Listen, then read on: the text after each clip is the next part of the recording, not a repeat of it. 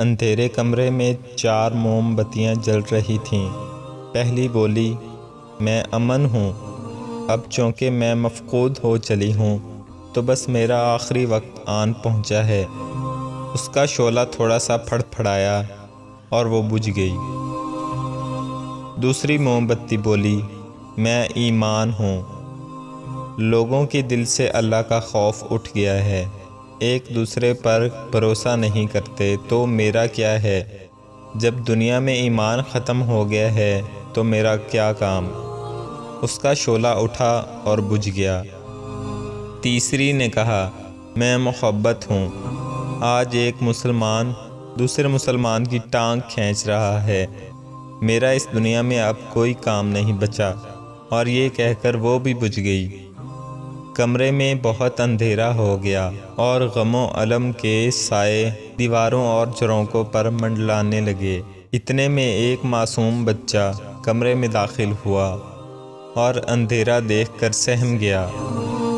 وہ جانے لگا تھا کہ آخری موم بتی بولی، رکو پلیز، مت جاؤ، میں امید ہوں اور میں کبھی ختم نہیں ہو سکتی، واپس آ جاؤ، میرا وعدہ ہے میں تمہیں کبھی اندھیرے میں تنہا نہیں چھوڑوں گی۔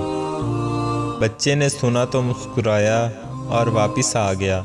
امید بولی کہ مجھ سے تم باقی شمعیں بھی پھر سے روشن کر دو۔ بچے نے اسے اٹھایا اور امن، ایمان اور محبت کی شمعیں پھر سے روشن کر دیں۔ زندگی میں سب کچھ لٹ جائے، کوئی حرج نہیں، اس امید کو کبھی ختم نہ ہونے دینا۔